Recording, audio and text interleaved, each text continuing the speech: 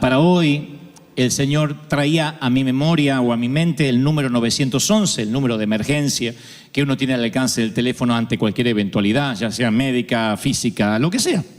Uno o está en peligro, uno puede llamar al 911 y el Señor me decía 911, 911. Y al principio pensé que debía predicar algo acerca de la emergencia espiritual o de las 24 horas que el Señor está con nosotros. Y luego tuve más revelación y descubrí que 91.1 o 9.11 es el Salmo literalmente 91.1. El Salmo 91.1 o 9.11 es aquel que dice el que habita el abrigo del Altísimo, el famoso Salmo de David, donde con una sola cláusula, con habitar debajo del abrigo del Altísimo, hay una serie de promesas de un seguro de vida. Dice, entre otras cosas, morará bajo la sombra del Omnipotente. Diré yo a Jehová, esperanza mía, castillo mío, mi Dios, en quien confiaré. Él te librará del lazo del cazador, de la peste destructora. Con sus plumas te cubrirá. Debajo de sus alas estarás seguro. Escudo y adarga es su verdad. Y en el servicio anterior yo les conté a los hermanos respecto a cada una de estas promesas de estar cubierto bajo sus alas. La Biblia, después de darnos un montón de bendiciones que conllevan el habitar con Dios, hay una serie de promesas que tienen que ver con la autoridad que Dios nos da para vivir esta vida. Y esa autoridad es delegada a través de los salmos, del Salmo 91, del 9.11, a nosotros para que hoy en el 2017 usemos esa autoridad que muchos no saben que la tienen. Y el Salmo 91 dice, sobre el león y la serpiente vas a pisar y vas a removerle la cueva, a hollar el cachorro del león y el dragón. Y muchos no usan esa autoridad, está en el Salmo 91. Y no es momento de tomar autoridad cuando te encuentras con el enemigo, sino apenas te levantas o apenas comienza el año. Iglesia, Dios me dice que te digas, tú tienes autoridad sobre cualquier fuerza maligna que quiera venir sobre ti. Leones, dragones, serpientes, ¿cuántos dicen amén? El león tipifica los problemas fuertes, aquellos que son declarados, que vienen a plena luz del día. Un león cuando te ataca en una selva se para adelante y ruge. No ataca nunca el león a traición. El león se siente literalmente el rey de la selva. Y entonces no ataca a traición, es alguien que te puede salir detrás de un arbusto. Si bien sale, pero se anuncia que salió. No es alguien que te pega un zarpazo sin que lo esperas a traición por la espalda, sino que el león te hace frente. Lo habrán visto ustedes en algún circo, cuando el domador tiene una banqueta y tiene al león allí, el león está allí para atacar. Él no se achica. Y cuando la palabra dice hollarás o vas a pisar al león, ese león tipifica esos problemas que a la luz del día tratan de cambiar tu vida. Puede ser una factura inesperada a fin de mes, una reacción en cadena de las finanzas. Estoy hablando de dificultades obvias que parecen insuperables. Esos monstruos que se nos aparecen en la vida y dicen, miren, voy a destruir tu vida o a cambiarla tal como la conocías hasta hoy. El león tipifica el diagnóstico de cáncer, la metástasis. El león significa, señora, no se puede hacer nada. El león tipifica, estás en la quiebra. El león tipifica, vas a perder la casa. Es un problema que te surge a la luz del día y que por lo general no solo lo ves tú, sino que lo ve toda la gente que te rodea. Si se te arruina el récord del presupuesto, el récord del crédito, o si de repente tienes una crisis de salud, todo el mundo lo sabe, o por lo menos tus seres queridos. Hay un médico que te dice no se puede hacer nada. Ese es el león que se te presenta y trata de cambiar tu vida tal como la conocías. Y el Espíritu Santo me mostraba ayer por la tarde que muchos han tenido un año duro con un león que se les paró enfrente. El león del divorcio, el león de la deslealtad, el león de la traición, el león de la enfermedad. Y ese león se te paró enfrente y no estabas preparado porque la vida no te prepara para enfrentar esas crisis. Nosotros podemos pasar por alto un dolor de cabeza, podemos manejar, pilotear, que la presión se suba o un tema de colesterol, pero de repente cuando nos hablan de cáncer o nos hablan de leucemia, y cuando en la misma frase de la leucemia aparece la palabra niño, nos parte el corazón, nos destruye el alma porque no estamos preparados para eso. Es un león que dice, vengo contra ti. Y ahí es cuando pensamos que Dios nos abandonó O que, como dijimos hace unos domingos atrás, debo haber hecho algo malo para que Dios quite la protección.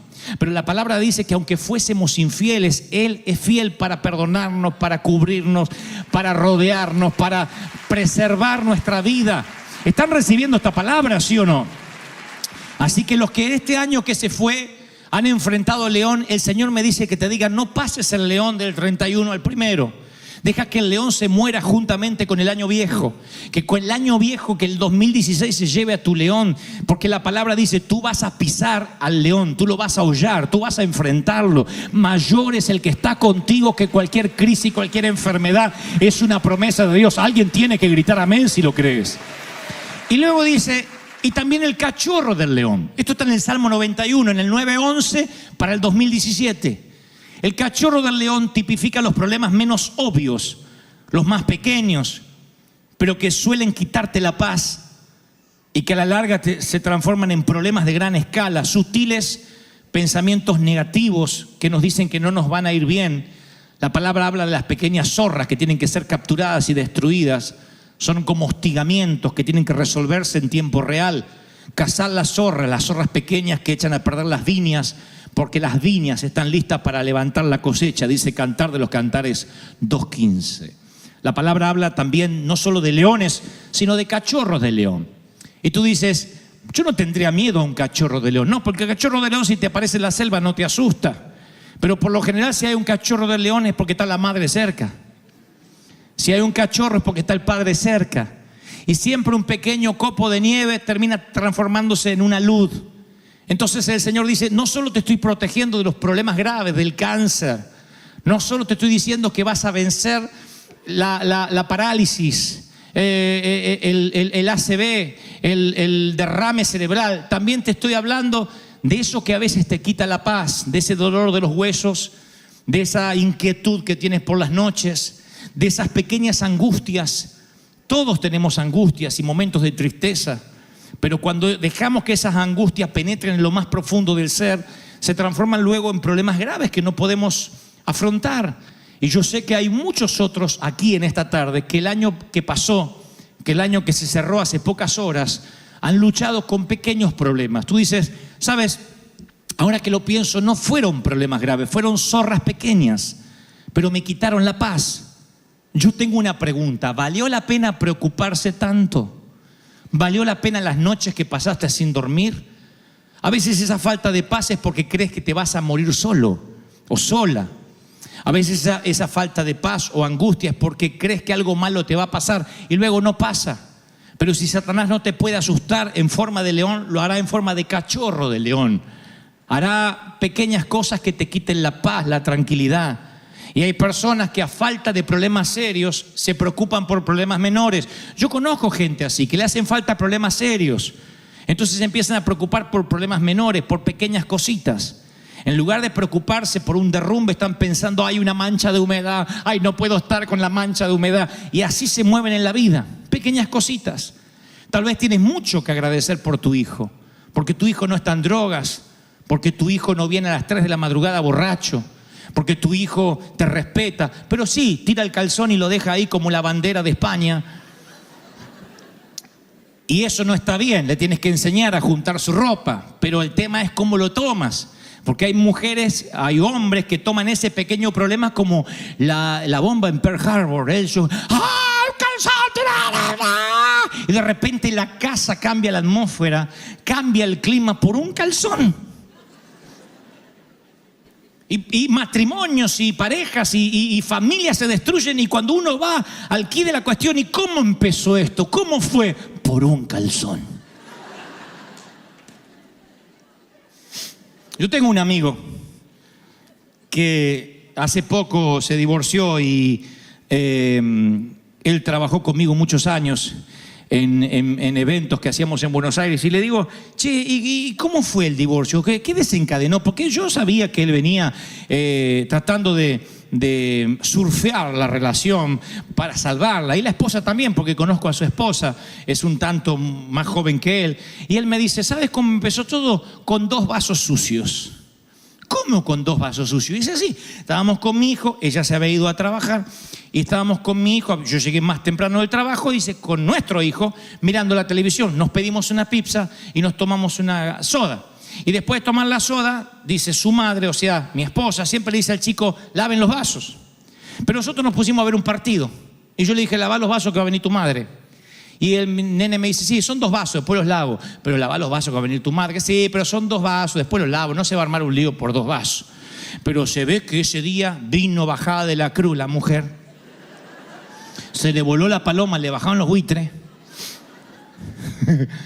Entró, vio la caja de la pizza así, ahí en la mesa del living, vio los 2 vasos. Y no lavaste los vasos, ¿por qué no lavaste los vasos? Y el nene fue.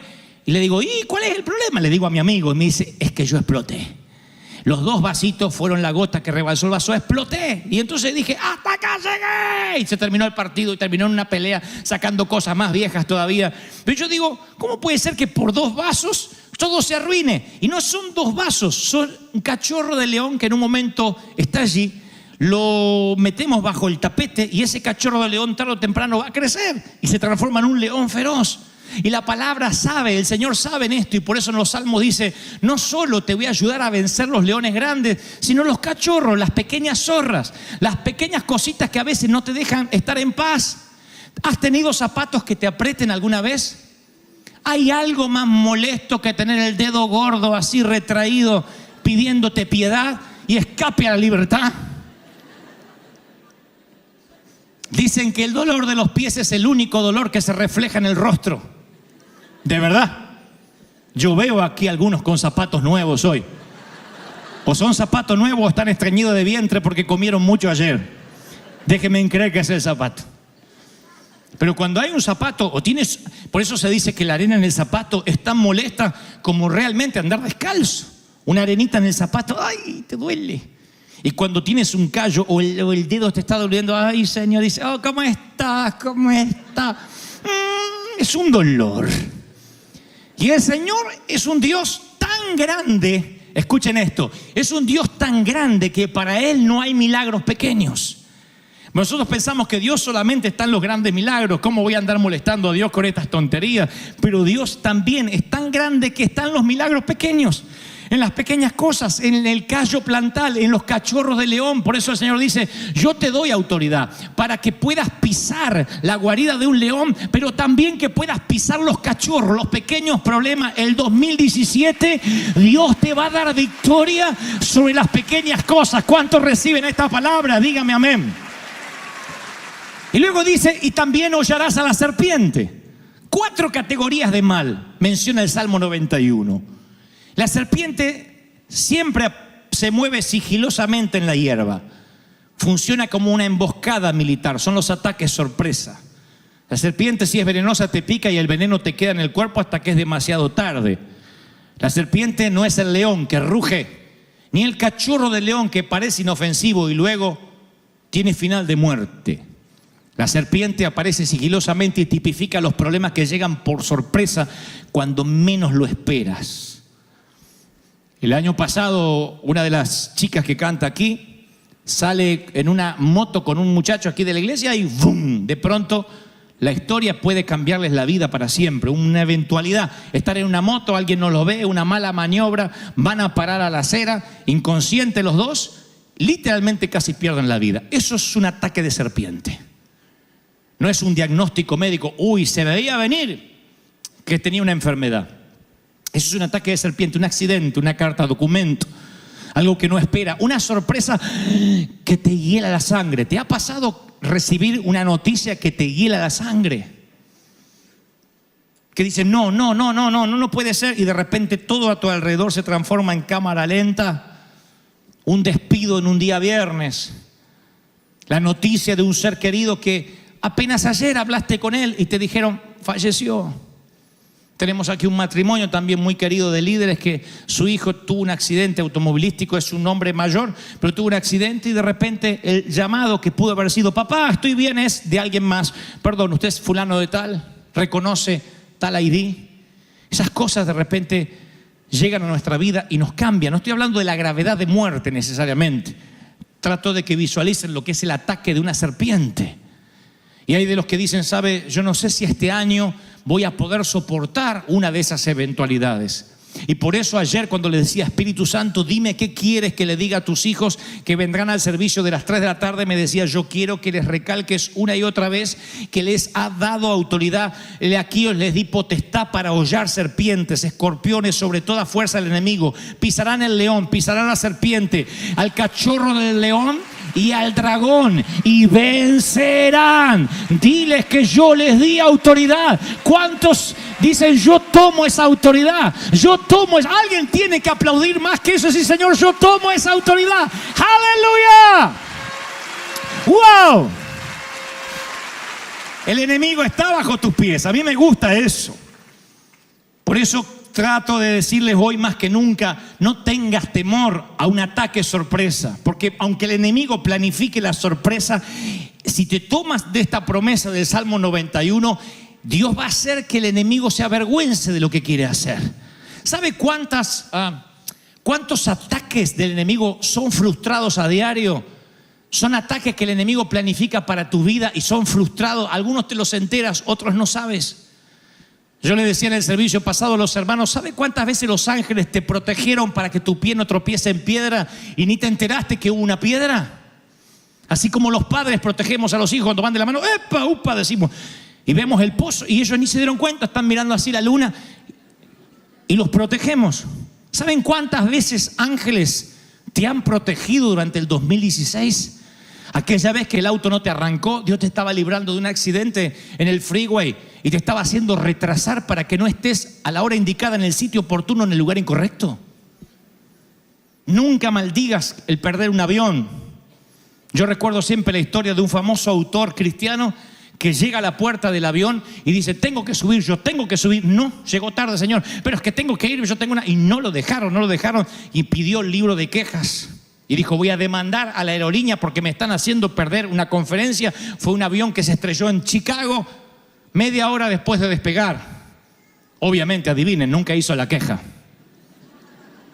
Tú nunca sabes cuando Dios te está protegiendo de una eventualidad. Cuando Dios te dice, detente, no salgas. O cuando simplemente tienes una corazonada, no lo voy a hacer. No quiero hoy, no quiero salir. Tienes que aprender a escuchar eso. Hoy no quiero salir. ¿Por qué? No quiero. ¿Pero por qué? Porque no quiero. Esas son corazonadas del espíritu. Después está el otro, el temeroso. No quiero, tiene miedo a todo. Pero de tanto en tanto tú dices, no. O vámonos de aquí. Nunca te pasó que dices, tenemos que irnos ya. Y sales de un lugar y no sabes por qué. Quizás Dios te libró de un asalto, de un robo. No sabes lo que puede Dios hacer.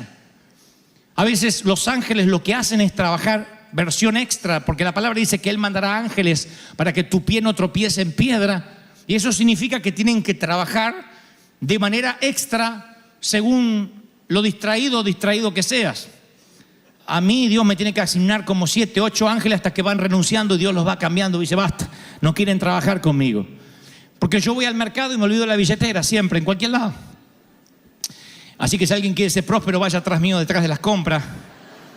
Yo creo que hay un ángel que dice, oh, Gabriel ha asignado a la billetera, bueno, ok, a la wallet, y va ahí y está asignado. Y yo creo que hay algunos de ustedes que tienen asignados conductor designado. Tú crees que manejas, pero tú no manejas. Hay un ángel que maneja por ti. Porque si fuera por ti ya estarías... Y esos ángeles nos protegen, nos defienden de ataques de leones, de ataques de cachorros, de leones, de serpientes, que son los ataques que vienen de imprevisto, que a veces llegan. Pero como les dije, el salmista incluye 4 categorías del mal. El león que avisa esos problemas que llegan con un membrete de diagnóstico médico, ¿no? El cachorro del león, que son los problemitas medios que son pequeños, pero que se transforman en grandes terremotos a gran escala. Luego la serpiente, que entre la hierba aparece y nos cambia la agenda y nos hace añicos el día. Y por finalmente dice, problemas con el dragón. Es increíble que un salmista se permita utilizar la metáfora del dragón cuando todos sabemos, y aún el salmista sabía que los dragones no existen. Era una cuestión era parte de la mitología griega. Pero en aquel entonces los griegos, a la zona desconocida de los mapas antiguos, donde nunca habían llegado al mundo conocido, América no se había descubierto, entonces el mundo conocido era pequeño. Ellos creían que más allá del horizonte donde no se podía ver, cuando la tierra se consideraba que era plana, en aquel lugar había sirenas, decían, y también había dragones. Eran animales que nadie había visto, pero alguien contó de un tío, de un primo, de un pariente que alguna vez lo vio. Pero no había registros de que eso hubiese existido. Entonces, cuando el salmista incluye al dragón, está hablando de temores infundados, cosas que no existen, pero que escuchaste de la comadre, del compadre, del tío, del pariente. Dicen que andan haciendo redada y que ahora viene Trump y después Trump, los que no entran por el muro nos sacan por abajo un desagüe a todos los que estamos acá. Yo he escuchado cada tontería. Yo a veces me dan ganas de pensar, entonces tu Dios es poderoso mientras que no haya cambio de gobierno. Con Obama pasó lo mismo. Obama dicta una ley de que va a haber un microchip para que a través del microchip uno pueda tener la historia médica. Entonces uno no tiene que andar cargando papeles. Eso es lo que se dijo. Era un proyecto de ley que nunca se llegó a hacer. Y ya hablé a medio mundo cristiano hablando de que Obama era el anticristo y que el chip era la marca de la bestia. Y muchos me decían, ¿te vas a quedar en Estados Unidos? ¿Te vas a dejar marcar por la bestia? La bestia eres tú que no sabes leer la Biblia. Porque la Biblia dice que no tendré temor ni a leones, ni a cachorros, ni a serpientes, ni a dragones. Dios pelea contigo. Dios pelea por ti. ¡Aleluya! ¿Cuántos reciben esta palabra? Dígame amén. ¿Cuántas noches te pasaste sin dormir pensando que las cosas podrían pasarte para mal? ¿Cuántas noches te pasaste sin descansar preocupado por cosas que no pasaron? La vida es muy corta. ¿O no es corta la vida, viejo? No es corta la vida. La vida es corta, hay que disfrutarla. Mientras que la música dure, hay que bailar. Hay que arriesgar, hay que hablar, hay que emprender, hay que correr riesgos. Y si no haces eso, si no corres riesgos, si no sueñas, si no emprendes, la vida va a pasar muy rápido y un día te vas a arrepentir de todo aquello que no hiciste. No de lo que hiciste, sino de todo aquello que no hiciste por dragones, por miedo. Yo sé que hay gente que tiene que cuidarse en la salud. Dije en el servicio anterior, en la salud hay que ser proactivo, no reactivo. No espere que se te tapen las arterias para tener una dieta saludable. No espere que te den 3 días de vida para ir al gimnasio. Hay que ser proactivo, que se te caigan 7 dientes para decir, me tendría que ir a hacer el comedor. Hay que ir al dentista antes que se te pudran los dientes. Hay que ser proactivo, no reactivo. Reaccionar, porque cuando uno reacciona, a veces está a tiempo y a veces tarde. A veces los médicos dicen, ¿por qué no vino antes con el primer síntoma? Uno tiene que cuidar el templo del Espíritu Santo, ¿correcto? Pero también están aquellos hipocondríacos que no comen nada, que se prohíben de todo para no enfermarse.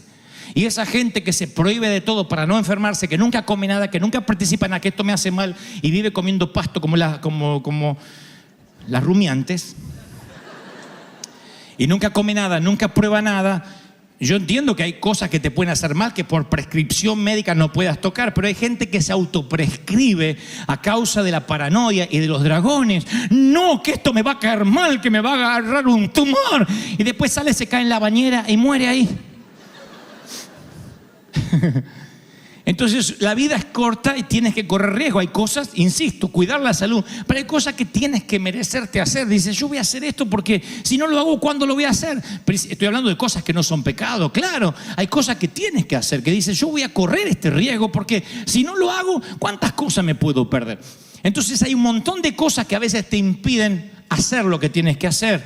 Yo creo que hay gente aquí soltera, solo, sola, porque todavía no llegó el tiempo.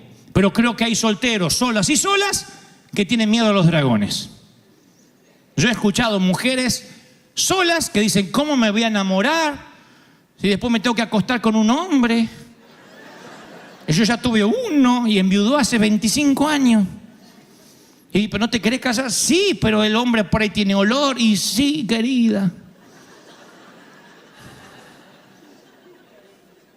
Haces así y te acuestas.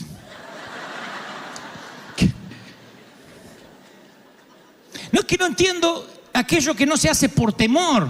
Si estás enamorada, ¿cuál es el temor? Y pero voy a tener problemas. Vas a tener problemas. No quiero emprender una compañía porque a ver si uno de mis empleados me demanda. Es una posibilidad. Un establo chico trae problemas chicos. Un establo grande trae problemas grandes. Nosotros tenemos problemas grandes, de iglesia grande, de mega iglesia. No tenemos problemas de problemas chiquititos. Son problemas graves que a veces tenemos, pero se resuelven. Miren, si yo voy a decir, prefiero una iglesia de 20 miembros, así tengo menos problemas. Peor, pueblo chico, infierno grande, decía mi vieja. Entonces en la vida, dice el Señor que no hay que tener temor, que hay que emprender, que hay que creer, todo lo podemos en Él, que nos fortalece. Pero los dragones son los que se levantan y son problemas imaginarios. Huye el impío, dice Proverbios 28:1, sin que nadie lo persiga. O sea que el dragón es una forma válida de ataque espiritual. Porque hay impíos que viven huyendo y nadie los está persiguiendo. Hay gente que cree que todo el mundo habla mal de él o de ella.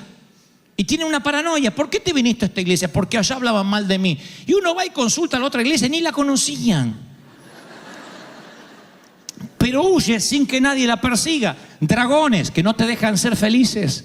Por eso el salmista dice, una vez más yo voy a pisar en el nombre del Señor. Y me encanta pisar porque me hace ver la metáfora de un tanque que pasa por una meseta llena de malezas y por donde quiera que pasa el tanque todo queda aplastado y plano. Es una estupenda imagen de nuestra autoridad. Dios dice, yo te voy a dar autoridad de tanque de guerra para el 2017. Donde pases, sea león, cachorro de león, serpiente o dragones, a donde pases vas a pisar y la maleza va a quedar aplastada. Dice el Señor, yo te voy a bendecir, yo te voy a multiplicar. Alguien tiene que aplaudir más que eso y dice, yo estoy recibiendo esa palabra.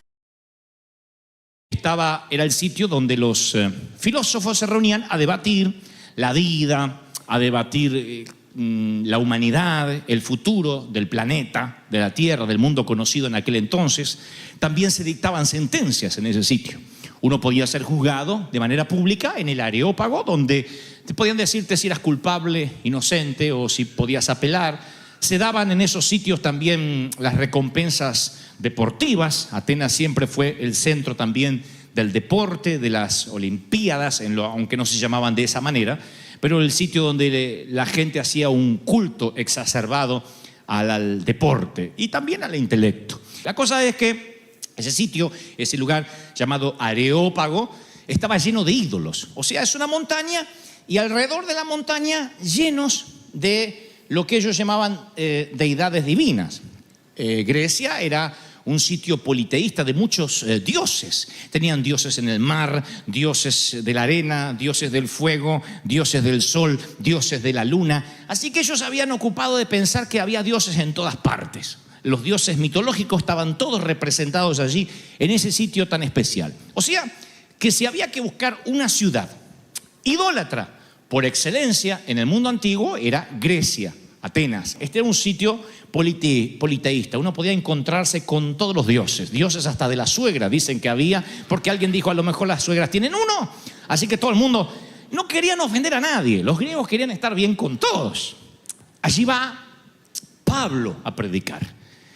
Y esgrime él uno de los mensajes más magníficos jamás dados en la historia de la humanidad. De hecho, hasta el día de hoy en Atenas está escrito allí en griego, en hebreo y en arameo el discurso o el sermón que dio Pablo en ese sitio. Ahora, ¿cómo predicarle a esa gente? Pero no es el problema que tengan un montón de dioses, sino que hay algo que a mí me llama mucho la atención. Que los griegos, al hacer un reconto de todos los dioses, dijeron, ¿qué tal si nos olvidamos de alguno? Alguien dijo, es imposible, hemos pensado en todo, tenemos dioses para todo, el dios del callo, el dios del dolor de espalda, tenemos dioses para todos, no nos queda montaña para esculpir dioses. Pero alguien con buen tino dice, ¿y qué tal si nos olvidamos de uno? ¿Qué tal si hay uno invisible? Uno que está por sobre todo, lo cual sería peor, error, no colocarlo allí. Y entonces, para no meter la pata, para no herir a nadie, levantan un monumento, no le hacen ninguna imagen, pero ponen una inscripción. Dice, al Dios no conocido. Es como por las dudas. Al Dios no conocido. Esto que parece ser un detalle menor, me preocupa porque es el Dios no conocido, es el Dios más popular hasta el día de hoy. Es el Dios no conocido, el Dios más conocido de muchas iglesias hoy en día, aunque parezca un juego de palabras. el Dios no conocido es el Dios más conocido en muchas congregaciones, católicas, protestantes, independientemente del credo. La cosa es que Pablo de pronto tiene una estrategia. Sabe cómo llegarles. Al principio pega una recorrida por el Areópago, mira a los dioses, ¡oh, qué interesante qué bueno! Y de pronto se detienen al Dios no conocido. Y él dice, sí, eso es una buena punta para predicar. Así que cuando le dan a él la palabra, él dice que se para en medio del Areópago y este es su discurso. Fíjense si no es magnífico. Miren qué oratoria, qué homilética, qué gran discurso deberían aprender los políticos. Dice, varones atenienses, damas y caballeros, yo he observado que ustedes son muy religiosos. Gran revelación, estaba entre un montón de dioses. Pero estaba pasando y mirando vuestros santuarios, que muy interesantes, por cierto, pero me llamó uno la atención. Y estaban todos pensando, ¿cuál? El Dios del fuego, el Dios del mar. ¿Quién? Y él dice, me llamó la atención el que ustedes colocaron al Dios no conocido. Porque justamente a ese que ustedes adoran sin conocerle, es el que yo le vengo a hacer conocer. Es el que yo vengo a anunciar. No se olviden esta frase. Al Dios que ustedes adoran sin conocer. Ese, señoras y señores, es el síndrome de Atenas. Ese que ustedes adoran. Eso es un reto. Es un desafío. Para no dejar la historia inconclusa, dice que Pablo sigue hablando y dice, vengo a hablarles del Dios que hizo el mundo, siendo Señor del cielo y la tierra, que no habita en templos hechos por ustedes, que no puede ser honrado por vuestras manos, porque no necesita de nadie. No tienen que llevarlo de aquí para allá y prenderle velas, tiene sus propias piernas. Él es el a quien a todos da vida y aliento. Así que Dios, que perdona vuestra ignorancia. Ahí se puso feo el mensaje. Ahí cuando alguien dijo no le demos ofrenda a este caballero. Él manda a todos los hombres que se arrepientan. Ahí se pone peor. Por cuanto él dice que un día va a juzgarlos a todos con justicia. Él va a juzgarlo dando fe de que dio a su hijo y que lo levantó de entre los muertos. Todo este discurso genial está en Hechos 17:22. Termina el sermón, se baja por la escalera lateral y la Biblia narra cuáles fueron las reacciones. Hubo tres reacciones. Dice que cuando oyeron que había un Dios que había resucitado de los muertos, unos se burlaban porque decían, nosotros creemos en dioses, pero no para tanto como para que resuciten.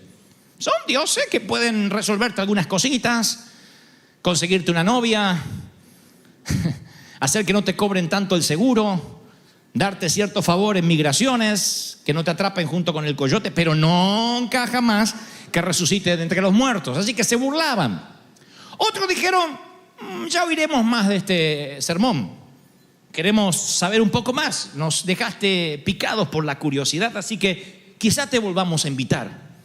Pero otros dice que creyeron, y entre los cuales estaban Dionisio, el Areopagita, una mujer llamada Dámaris, y otros con ellos. Hechos 17:32.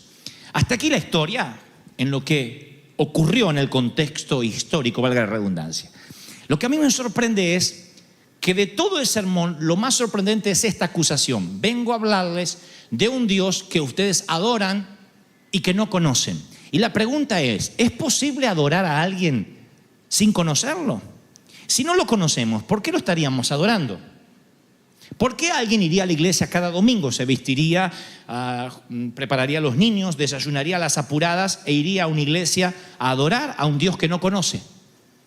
¿Cómo adoras a un Dios sin conocerlo? No creerán la cantidad de gente que va a la iglesia y nunca jamás tuvo un encuentro real con Dios.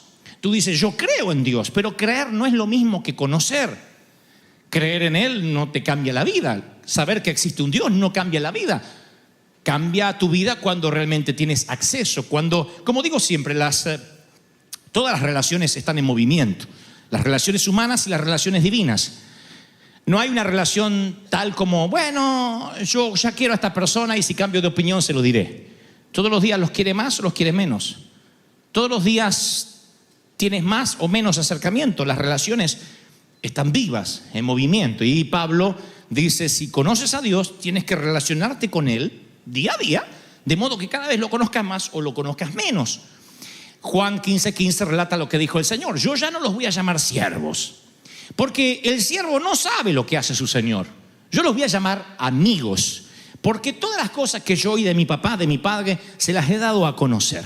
¿No es maravilloso que el Señor diga: no eres mi siervo, un tipo que nada más cree en su jefe, sino que quiero que seas alguien que me conozca? Para conocerme vamos a tener que compartir algunas comidas juntos, algunos desayunos, algunos almuerzos. Vamos a tener que dormitar juntos, vamos a tener que cansarnos juntos, tener aventuras por igual, a la par, porque de ese modo dejarás de ser un siervo que nada más se limita a obedecer órdenes, sino que vas a ser mi amigo. Cuando no logras ser un amigo de Dios, entonces te transforma en un creyente cultural, alguien que por cultura es creyente. Todos los que vivimos en cualquiera de las ciudades, pongamos una, Santa Ana o Anaheim, esta.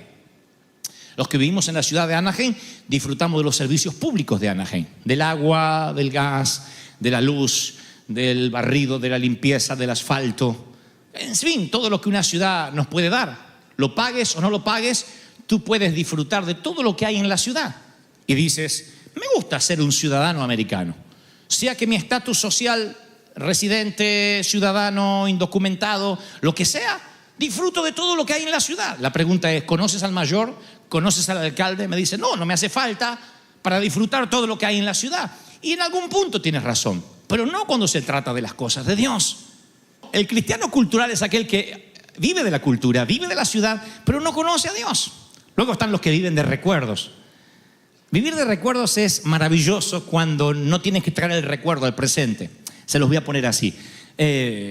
Facebook nos permite encontrar con viejos compañeros de la escuela primaria.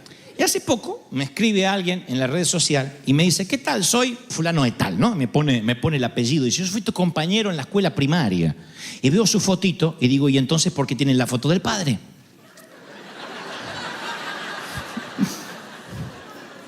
Voy y digo: ok, este debe ser el padre. Veo un pelón, gordote así, una papada así, no tenía cuello, era como las tortugas ninja, y estaba así. Y yo me acordaba de mi amigo. Este que decía ser mi amigo era el más popular, tenía su cabellito largo. A nosotros nos cortaban como recién salidos de Chernobyl. A él tenía su cabello largo, era un muchacho galán. Las chicas de la escuela primaria morían por él. Y ahora dije: ¿por qué pondría la foto del papá? Y luego descubro que no es el papá, que es él. Que un camión llamado vida le pasó por encima. Y luego digo: tal vez él dirá lo mismo de mí. Eso nos pasa cuando la vida va pasando y cuando nos quedamos amarrados a un recuerdo. Y no es lo mismo que el presente, lo mismo pasa con los barrios. Cuando vamos a nuestro viejo barrio y queremos acariciar esos viejos perros, encontrarnos con los muchachos de la esquina y todo está rumbrado, hay grafitis en las paredes que antes lucían blancas. De pronto veo la casa de mis padres y digo: ¿cómo aquí yo podía armar enormes autopistas con autos de colección? ¿Cómo aquí podía decir: hoy voy a jugar en toda la casa? Y tengo todo el día y hoy la casa es de aquí hasta aquí. Y digo: ¿cómo pude haber jugado aquí? Alguien encogió la casa. Y él me dice: no, nadie la encogió. Los recuerdos nos juegan una mala pasada. Y todo está bien en términos de barrio y en términos de amigos que ahora son pelones cuando tuvieron un cabello extraordinario hace 40 años. Pero no en términos espirituales.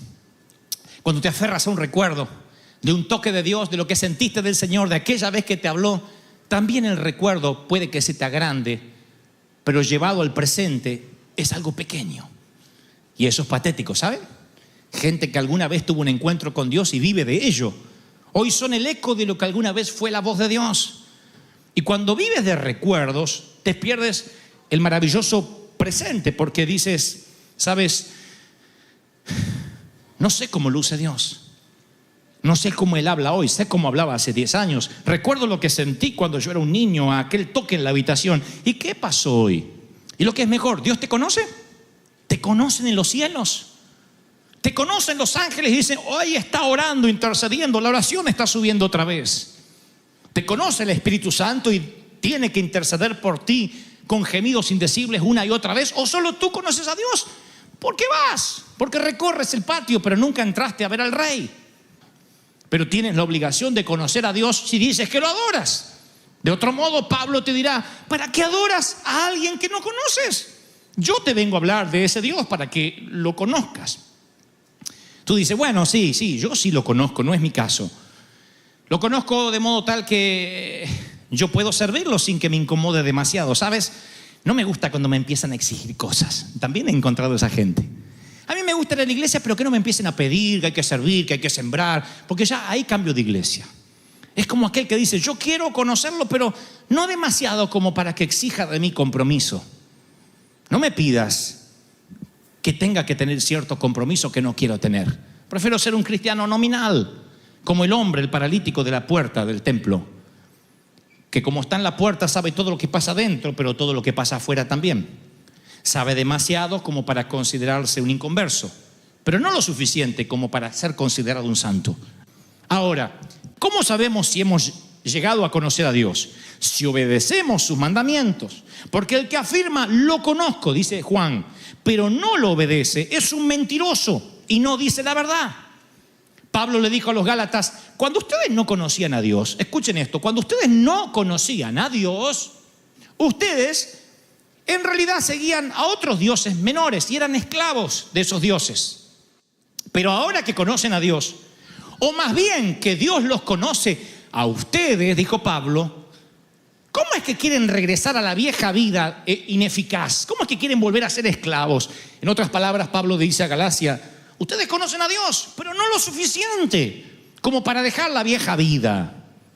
Por eso, para saber si uno realmente tiene un encuentro con Dios, deberíamos preguntarnos, ¿cuáles son los nombres que conoces de Dios? ¿Cómo los llamas? Papi, dijo una. ¿Cómo le dice? Dios, Padre, Señor omnipotente, Yeshua, dice otro porque le gusta así hablar en griego o en hebreo. ¿Cuáles son los nombres? ¿Cómo oras? Piénsalo, no tienes que decirlo. ¿Cuál es la manera en que te relacionas con Él? Porque de la manera en que llamas a una persona revela el grado de intimidad. Lo bueno es que a Dios nunca lo terminas de conocer. Cada nombre te revela una faceta diferente de Él. Él es todo. Él no es algo, Él no es solo sanador, Él no es solo salvador, Él no es solo proveedor. Él es tan grande que nunca terminas de conocerlo. Eso es el misterio de la relación divina. Venir a la iglesia y adorar a quien no conoces debe ser patético, debe ser aburrido. Pero comprendo y doy por sentado que si estás aquí es porque quieres conocerle. Es porque dice, debe haber cierta parte de Dios que aún no conozco, que no me es revelado. ¿Cuántos quieren conocer a Dios? Dígame amén. ¿Cómo te llama Dios a ti? Esa es una gran pregunta. ¿Cómo Él te llama a ti? Porque a veces los nombres Él los va cambiando conforme tú te acercas. Y no digas, bueno, también conforme Dios se acerque a mí. Oh no, Dios está siempre a la misma distancia. Tú oyes su voz clara o la oyes lejos, pero adivinas quién fue el que se movió. Dios quiere tener intimidad. Tú te alejas y ya no lo escuchas. Háblame. Y Dios sigue diciendo, yo estoy en el mismo lugar, ve, acércate. No te escucho, Señor, no te escucho. Sonso, ¿para qué te alejas? Acércate.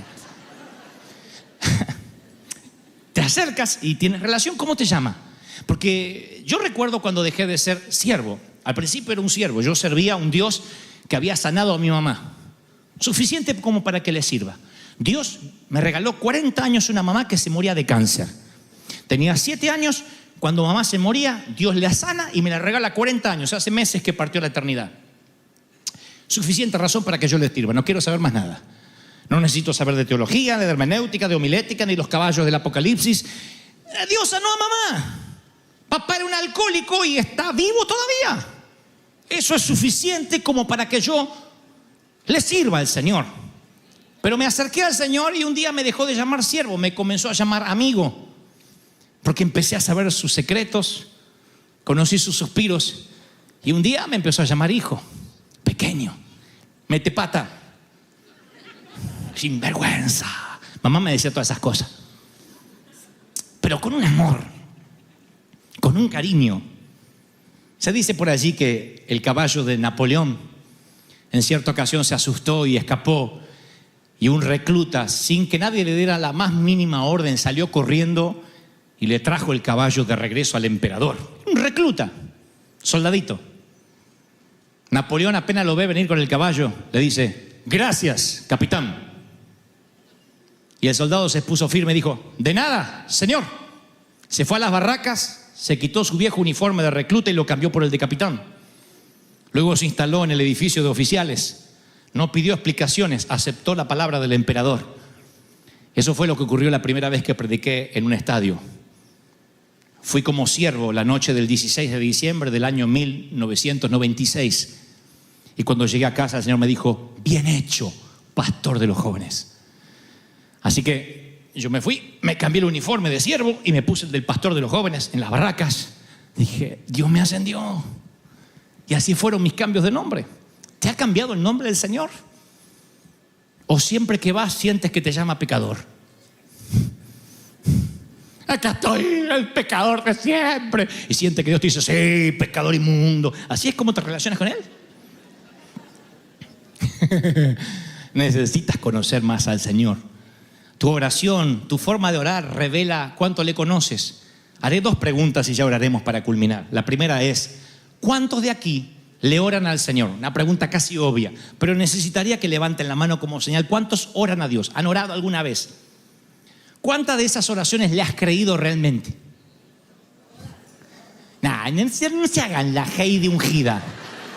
Ay, toda. Bueno, no predico más, entonces ya está. ¿Para qué le voy a contar? Ya está. No le crees todo a Dios.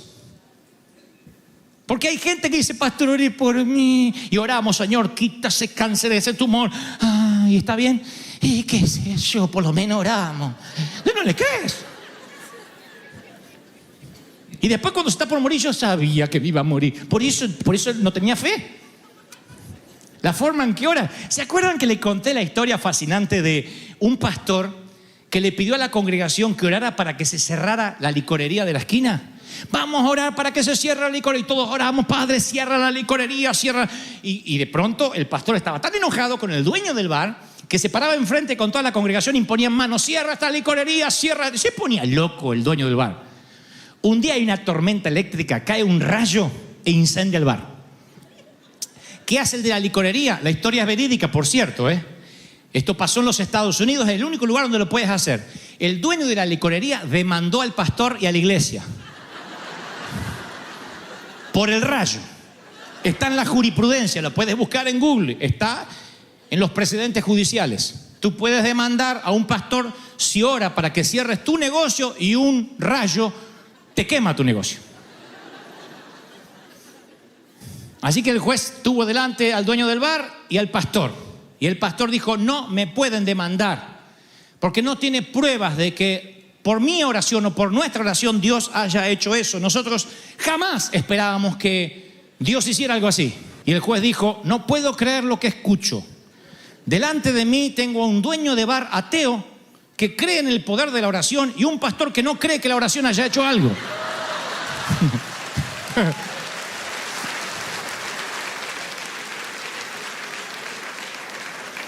Así que si vas a orar, ora como niño. Y cuando ocurra, no te sorprendas. Yo no me sorprendo cuando me dice: Dios me sanó. Y si oramos, condenada, oramos. Hija de Dios, oramos.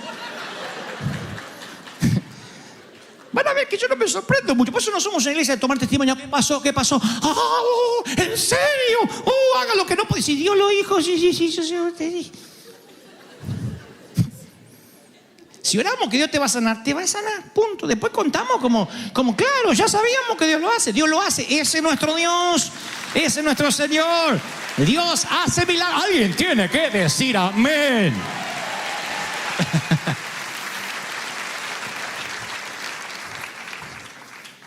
Yo también, como algunos de ustedes, pensaba que en el cielo había ciertos lugares para, por ejemplo, pastores, ¿no?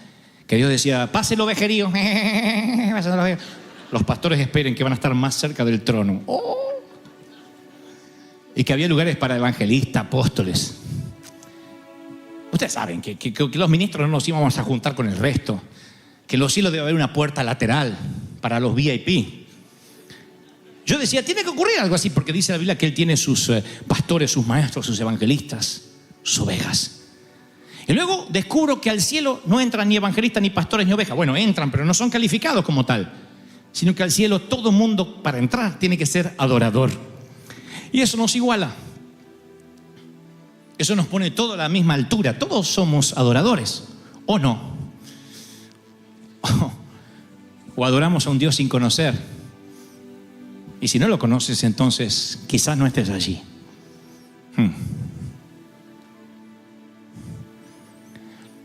Mi preocupación es conocerlo día a día. Me sorprende encontrarme con ciertos religiosos que conocen una parte de Dios y defienden a ultranza a ese Dios que ellos metieron en una cajita. Este Dios, así funciona. Dios rompe los moldes siempre, desde que andaba como hombre en la tierra y después que se fue. Siempre está rompiendo paradigmas y a los religiosos que les gusta tener a Dios en una cajita feliz diciendo no, es un Dios que según los botones que toco funciona. Pongo una ofrenda, me prospera. Le adoro los domingos, soy evangélico. Este es Dios. Pecas y te condena, te arrepientes y este es Dios. Ese no es Dios. Tú ni conoces a Dios, ni siquiera porque hayas aprendido la Biblia de memoria, porque ni siquiera este libro sagrado podría contener a Dios. Dicen los evangelistas, no se pueden escribir todo lo que ha hecho porque no alcanzarían los libros del mundo. Si no alcanzan los libros del mundo para contener lo que hizo Jesús, ¿crees que alcanzará el Viejo y el Nuevo Testamento para contener a Dios? No. Esto es solo el manual de instrucciones, el pequeño. Pero puedes descubrir más cosas de Dios. Y para eso tienes que acercarte, conocerle. El Dios que te abraza. ¿Conoces al Dios que cuando te equivocas te abraza mientras que el hombre te condena? ¿Vieron cuando la iglesia te dice, vete de aquí porque lo que hiciste no tiene perdón de Dios? Y tú sales de la iglesia así y dice, me echaron. Y Jesús dice, yo también me echaron hace tiempo, vámonos juntos. Y se va. Ese Dios, ¿lo conoces? Es fascinante. No me dejan entrar al ministerio. Dios dice, a mí tampoco. Solo hablan de mí porque leyeron el manual de instrucción. Nunca estuvieron en el reino. Iglesia amada, River Church, Dios nos regala una congregación que conoce a Dios. Se va a empezar a ver reflejado en tus ojos, en tu rostro, en tu manera de caminar, de saludar. ¿Aceptan el desafío? ¿Quieres conocer a Dios? Vengo a hablarles en el areópago del siglo XXI al Dios que muchos adoran sin conocer. Pero Dios perdonará vuestra ignorancia. Sabe que tuvieron buenas intenciones tan solo por venir aquí a las 9 de la mañana. Pero hoy ustedes deciden cómo se van. Con alguna de las 3 reacciones que hubo en Atenas. Diciendo, me interesa, tal vez quiera saber más. Burlándose o diciendo, sí, yo quiero creer en ese Dios. Si dices yo quiero creer en ese Dios y estás en este último grupo, te invito a ponerte de pie, a levantar las manos al cielo y decir, Señor, revélame lo que no conozco de ti. Quiero conocerte más. Todos, vamos, comiencen a adorar. ¿Te animas a adorarlo por lo que Él es? ¿Te animas a la película que vi cuando era adolescente, o sea, no hace mucho tiempo, titulada en su traducción al español, Perdidos en el Oeste? Y tiene una escena memorable que me marcó cuando la vi. Curly, el vaquero más vaqueano, el que tiene más años, quien tiene a cargo un montón de reses, interpretado por el desaparecido actor Jack Palance, y tiene que compartir unos días con un señorito de la ciudad que interpreta también magistralmente el querido actor Billy Crystal. De pronto Curly retiene las riendas de su caballo y le dice, ¿sabes cuál es el secreto de la vida, muchacho? El personaje de Crystal dice, no, ¿cuál? Esto. Y Crystal pregunta, ¿un dedo? No un dedo, solo una cosa.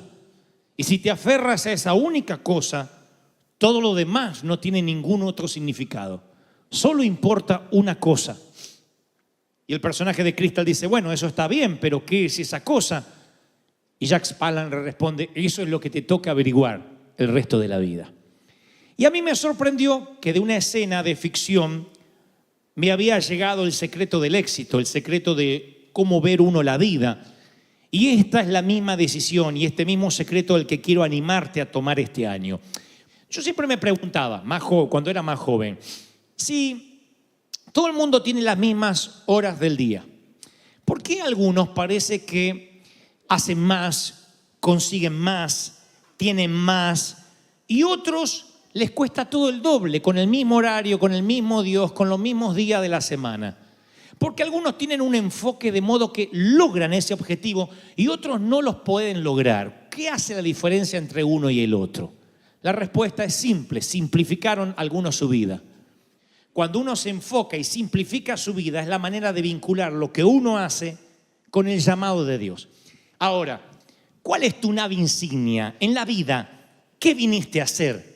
¿Cuál es el propósito, la señal, la firma, el branding que vas a dejar cuando ya no estés? ¿Para qué viniste a esta tierra? Le dice el personaje de Jack Palance al personaje de Billy Crystal: solo una cosa, hijo, solo una cosa importa, y te tomará el resto de la vida averiguar cuál es. Ahora yo me pregunto, ¿y entonces qué es esa cosa que importa? ¿De verdad cuesta toda la vida averiguar de qué se trata la vida? ¿A quién se lo preguntamos? ¿Quién podría darnos las respuestas? Salomón es el hombre más sabio que jamás hubo en la tierra. Dios le dijo: pídeme cualquier cosa que quieras. Y Salomón dice: dame sabiduría. Y Dios le dice: por cuanto has pedido sabiduría, tendrás todo: fama, riqueza, todo lo que la sabiduría trae. Así que vamos a entrevistar a Salomón juntos esta tarde y vamos a preguntarle de qué se trata la vida. Tú has vivido, tú eres el hombre más sabio de la tierra. ¿Qué es lo que más importa? Tú eres el hijo de David, danos cátedra. Y Salomón buscó con desenfreno cuál era esa sola cosa que importara en la vida y registra cada uno de sus hallazgos en un libro al que llama Eclesiastés.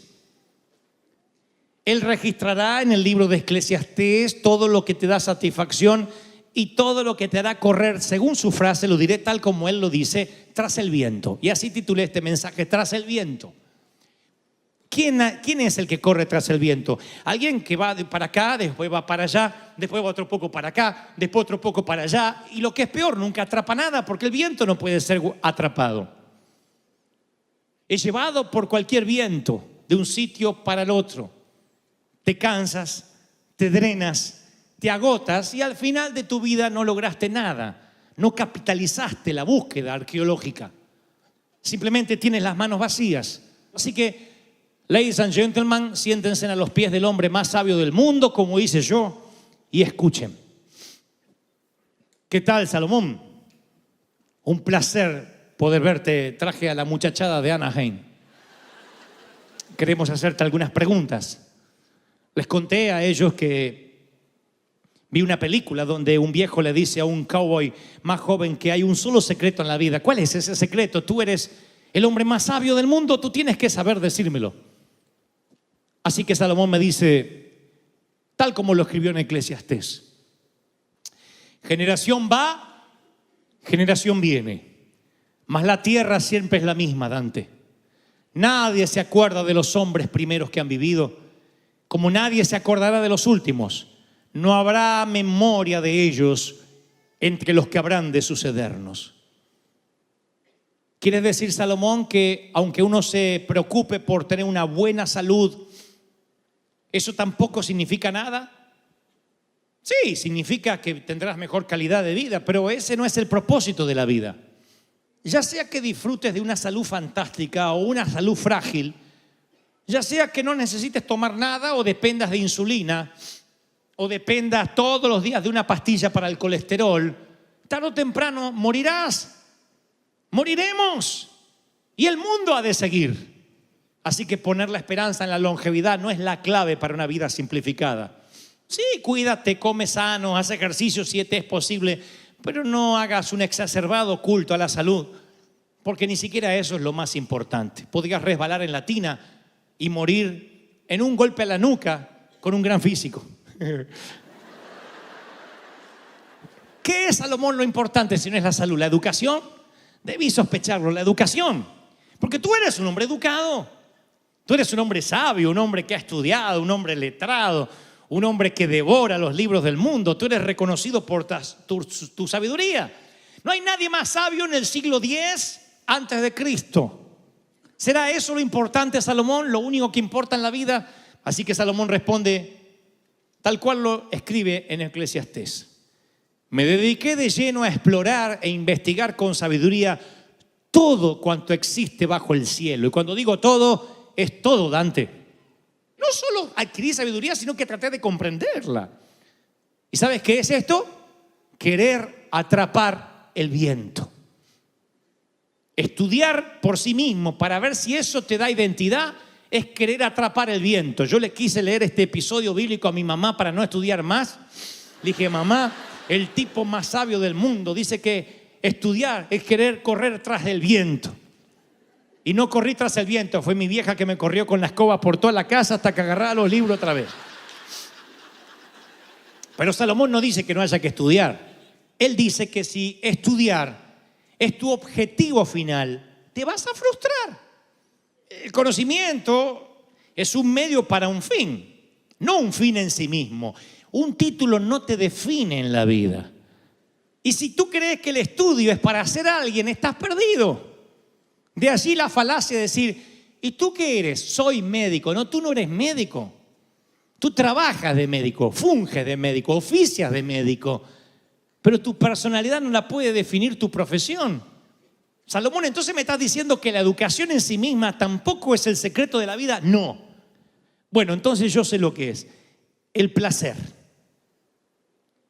Porque yo pienso siempre que si algún día puedo tener las vacaciones soñadas en Hawái, con 4 hawaianas que y me traigan una piña colada, yo seré feliz. Son los placeres. Tomar un vino caro, un tequila de los buenos, eso caro. Eso es el placer. Yo pienso que si me puedo dar placer, comer lo que tengo ganas de comer sin culpa, con espíritu de gordo. ¿Es eso? ¿Saben cuántos bebedores sociales que yo conozco que están vacíos? Y beben porque creen que les da glamour, pero la gente los mira como idiotas. Pierden la cordura, pierden la compostura. Y ellos llaman, qué lindo, me emborraché. Eso es placer. ¿Será eso el placer, Salomón? Salomón tiene una respuesta. Dice, bueno, en cuanto a los placeres, ¿para qué sirven? Quise hacer la prueba de entregarme al vino y me aferré a la necedad. Me vieron como un necio. Al hombre más sabio del mundo lo vieron como un necio cuando se aferró a los placeres. Así que no son los placeres, no es un crucero, no es un barco atracado en tu casa junto al mar lo que te hará feliz. Entonces le preguntaré por 4ª vez ahora si es el trabajo, el logro. Trabajar para que con esfuerzo uno se gane las cosas. Me dijeron alguna vez que el adicto al trabajo es como el adicto al alcohol, nada más que cambian la droga. El adicto a construir algo, a tener algo propio. ¿Será que eso será el secreto de la vida, Salomón? ¿Construir? Dejemos que él responda. Dante, yo realicé grandes obras. Me construí casas. No, una. No, muchas casas. Me planté viñedos, noten el plural. Cultivé mis propios huertos y jardines y en ellos planté toda clase de árboles frutales. Salomón no construyó una casa, sino varias y suntuosas. Muchas. Yo conocí un empresario que se pasaba la vida viajando y viajando y viajando de un sitio para otro y tenía unas niñas pequeñas y le digo, ¿no le estás robando mucho tiempo de papi a las niñas? Y me dijo, sí, yo sé que sí, pero les quiero dar una vida de princesas y eventualmente ya voy a tener tiempo de pasar con ellas cuando sean más grandes. Y yo me preguntaba, ¿cómo se recupera el momento de contarle un cuento a tu hijo de 5 años antes de arroparlo? No es lo mismo contarle un cuento a tu hijo de 5 años que a tu hijo de 23. Es igual una fiesta de cumpleaños de un chico de 6 cuando todavía tiene amigos imaginarios y sienta peluches en las sillas a cuando tienes 18 y tienes que celebrarlo. Es el mismo hijo, pero no es lo mismo. Es lo mismo ir a ver a jugar a tu hijo pequeño que irlo a ver de adulto. ¿Crees que puedes pactar con Dios que el tiempo se detenga para ti, que todo lo importante quede congelado para cuando tú estés listo de participar de nuevo en tu vida? Eventualmente la vida pasará factura y tú tendrás solo una vida. Solo tienes un intento en esta vida, no tienes 2 intentos. Salomón parece que lo sabe, estuvo allí y él dice, construí grandes casas, me planté viñedo, me puse toda clase de árboles frutales y fue como atrapar el viento. ¿Me está diciendo de verdad que tener una gran casa a mí, que yo soy hispano, que vivo durmiendo en un colchón inflable amontonado de prestado, que esto es lo mismo que tener una mansión con tus propios viñedos? Es igual. Duermes de la misma manera. Nada más que no tienes que pagar tantos impuestos como yo. ¿Me está diciendo que es lo mismo compartir un baño entre 5 que tener 7 baños? Sí, nunca podrás orinar 7 veces a la vez. Rico no es el que más tiene, sino el que menos necesita. Así que Salomón nos dice, oh, todo eso es vanidad. ¿Qué dice Salomón? Salomón dice, me hice de esclavos y de esclavas. Tuve criados, mucho ganado vacuno, lanar, amontoné oro, plata, tesoros de reyes, de provincia. Me hice de cantores y de cantoras. Y Salomón, vanidad, te cansas.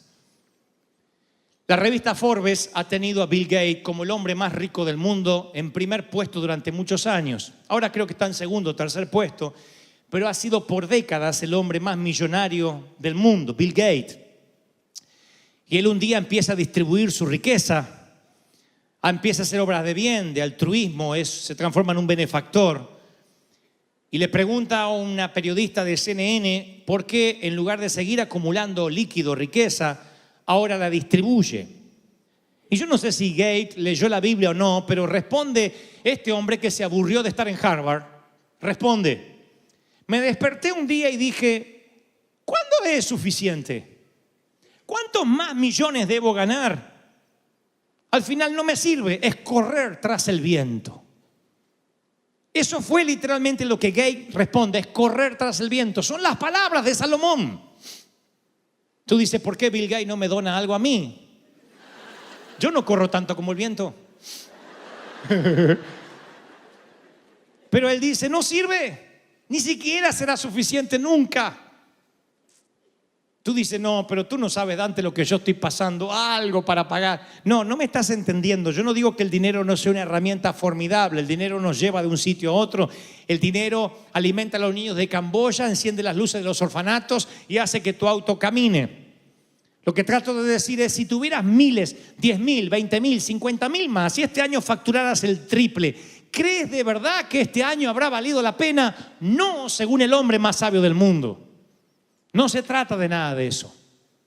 Así que ya abandonamos por lo menos 5 cosas de las 7 que él dice que es correr tras el viento. Le preguntaré acerca del sexo entonces. Sexo. Le diría a Salomón, estamos entre hombres.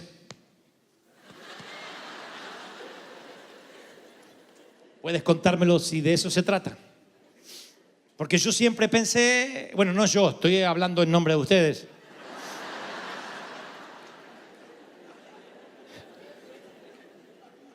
No hablo del sexo convencional, hablo de ese sexo cinematográfico, de cuerpos arqueados, sudor, manos que hacen como buscando la luz, inmersos de placer. ¿Realmente eso no te satisface, Salomón? Y Salomón responde, disfruté de los deleites de los hombres. Ajá. Hasta formé mi propio harén. Lo dice en Eclesiastés. La Biblia dice que él tenía 700 esposas que eran princesas y 300 concubinas. Estuvo casado el condenado con 1000 mujeres. 1000. Tú no puedes hacer feliz a una. Este tenía 1000. Con lo que cuesta hacer sonreír a una.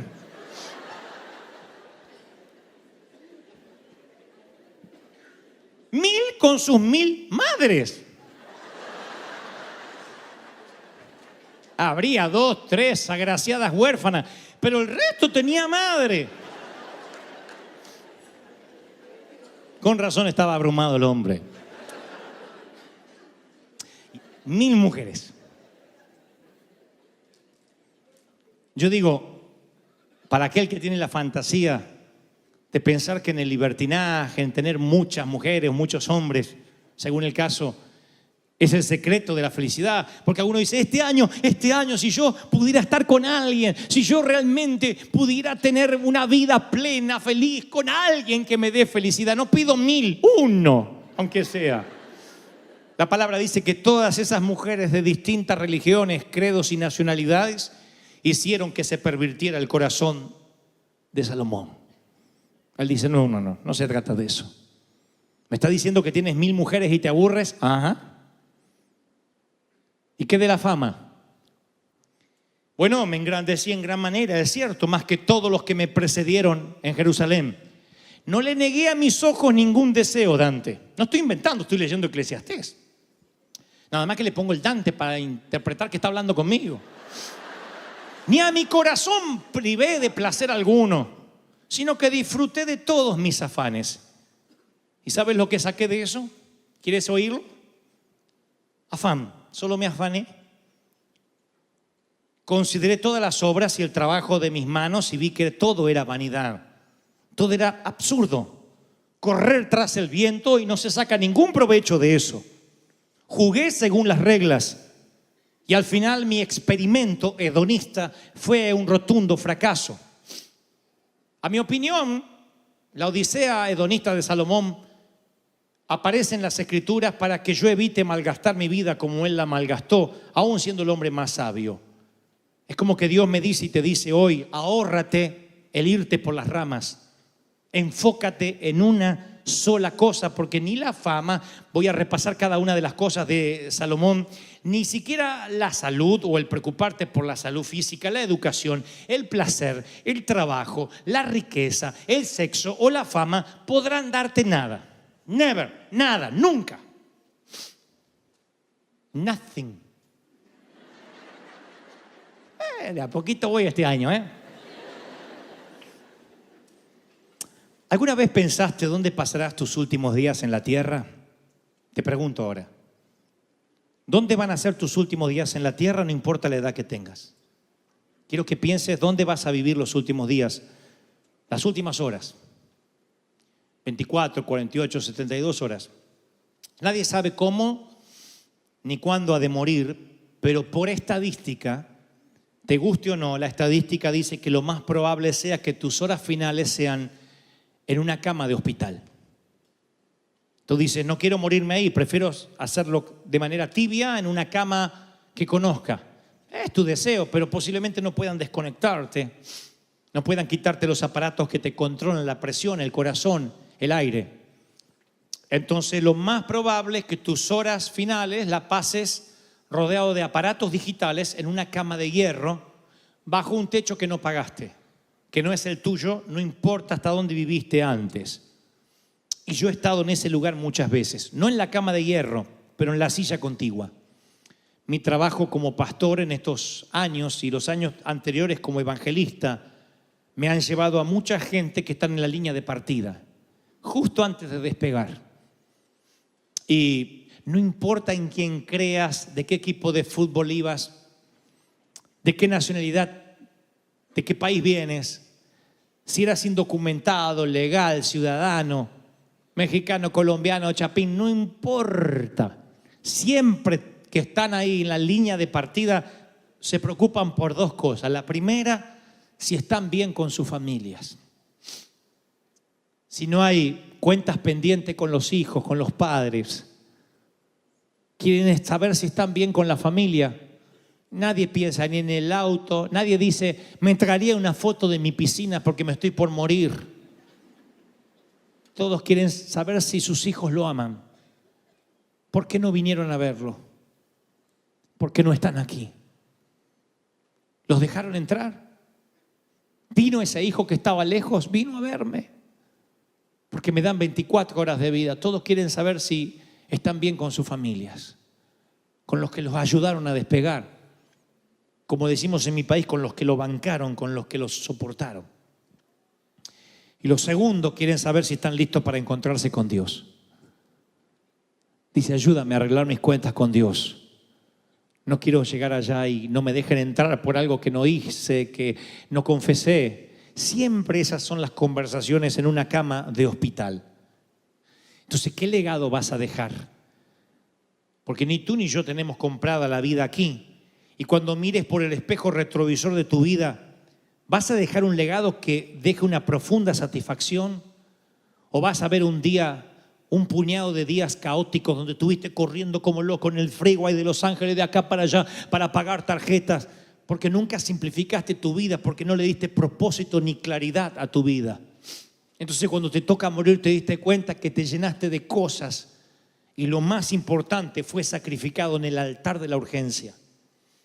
Las cosas que realmente valían la pena las perdiste de vista por llenarte de cosas.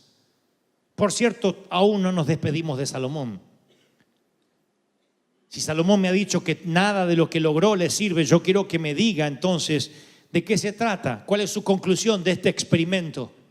Porque él experimentó años para descubrir cuál es el secreto de la felicidad. Así que, Salomón, me has dicho todo lo que no debo hacer, así que dime lo que sí debo hacer. Salomón, que ahora ya no es Tony Stark, ahora está viejo. Ahora sí, luce una gran barba blanca. Sonríe, te observa y dice lo que escribió. El fin de esta tierra, el fin de este asunto es una sola cosa. Y levanta el dedo como Jack Palance en la película. Una cosa. En la vida, hijo, importa una sola cosa. Teme a Dios, ama a Dios, porque es lo único para el hombre en esta tierra. Teme a Dios, ama a Dios, es lo único que importa. ¡Aleluya!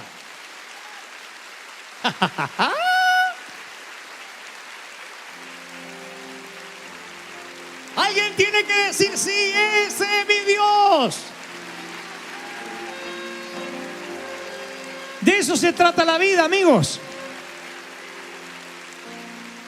Eso es lo que llena el vacío del alma. Por favor, hazte un favor. Haz lo que tengas que hacer para simplificar tu vida lo más posible. Simplifícala. Solo tienes un intento, solo tienes un tiro. Solo tienes una bala. Se llama vida, una bala. No tienes dos. En tu recámara solo tienes una bala. Un par de pulmones, un corazón, un par de riñones y basta. Sangre fluyendo sin piedad. Solo tienes una sola bala, un solo tiro, un solo intento para vivir. No lo desperdicies tirando año tras año por la borda, uno a la vez. No tires más tus meses por la borda. ¿De verdad estás esperando que los vientos cambien? Que haya buen clima para cosechar. Tener más dinero, más fuerza y más tiempo. Nunca tendrás más dinero, ni más fuerza, ni más tiempo del que tienes ahora. Nunca.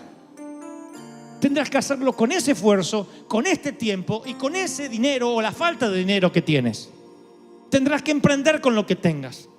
Tendrás que hacer con lo que te dio Dios, hacer lo que puedas, pero ya simplifica la vida, porque la vida corre y tienes que escoger. Escoge una vida con propósito, porque tu alma algún día se va a ir de tu cuerpo y tu última escala, te aseguro, lo más probable, 90/100, que será en una cama de hierro bajo un techo que no es el tuyo. ¿Recuerdas el diálogo de Jack Palance con Billy Crystal? Muchacho, esto es lo que importa. ¿Qué? ¿Un dedo? No, una sola cosa. Y puede que te cueste el resto de tu vida averiguar qué es esa cosa. Así que tú decides. O descubres qué es esa cosa en una cama de hierro, en un hospital, en una cama prestada, o lo descubres esta mañana, hoy. Descubres el propósito para el resto del año y el resto de tu vida. Si crees que Dios habló, celebra. Que trazaba el perfil de algunos de los más grandes líderes de negocios del siglo XX, del siglo pasado.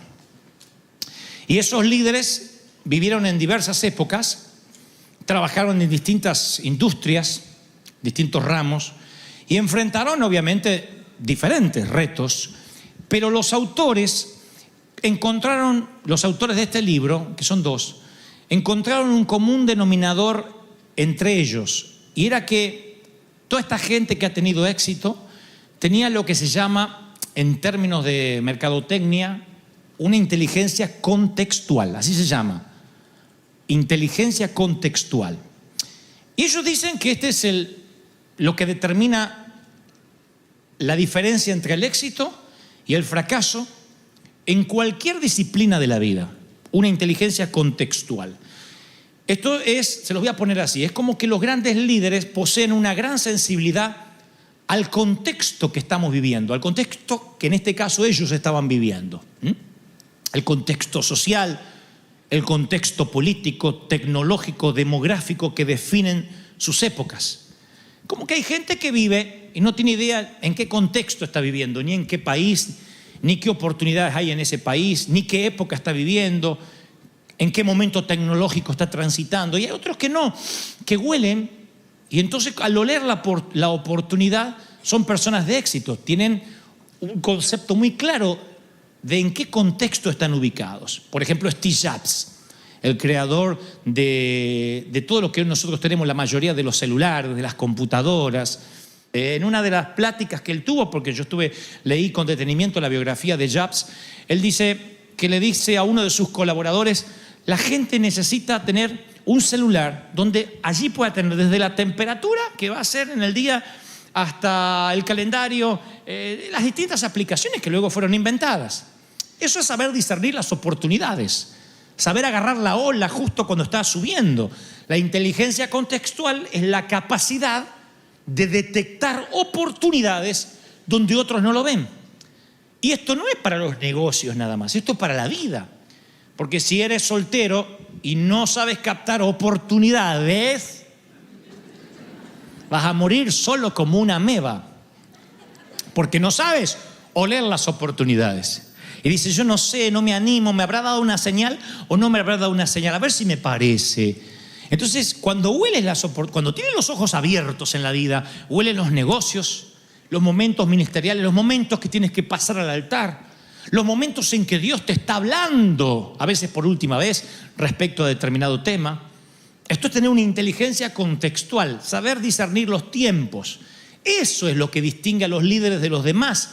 Eso es lo que los catapulta, los prepara para el éxito. Llámalo sexto sentido, llámalo instinto, pero eso es lo que hace que algunos vean el mundo de una forma diferente al resto. Mire, durante casi 100 años, la compañía Kodak dominó la industria de la fotografía y el cine. Kodak estaba en todas partes. No solo controlaba el 85% de las ventas de cámaras, sino que era clasificada como una de las 5 marcas más valiosas de los Estados Unidos. Kodak. En 1996, esto hace poco, relativamente poco, no estoy hablando en el 60. Kodak tenía 140.000 empleados y la compañía valía $28.000 millones. Es una empresa increíble. Una década más tarde, 10 años más tarde, dejaron de tener ganancias. Y en el 2012, Kodak se declaró en quiebra y desapareció. Y ustedes dicen: ¿y por qué? Bueno, yo empecé a investigar un poco, leí la historia y descubrí que en 1975 un pequeño equipo de gente talentosa del laboratorio de Kodak construyó la primera cámara digital. Tenía el tamaño de una tostadora y pesaba 3,5 kilos y tardaba en hacer una foto 23 segundos. Es una barbaridad. Aún así, Kodak en el 75 estaba a la vanguardia de la tecnología, pero no saltó la curva. Y en otras palabras, por quedarse en el cuarto oscuro revelando rollos, se perdieron el momento decisivo.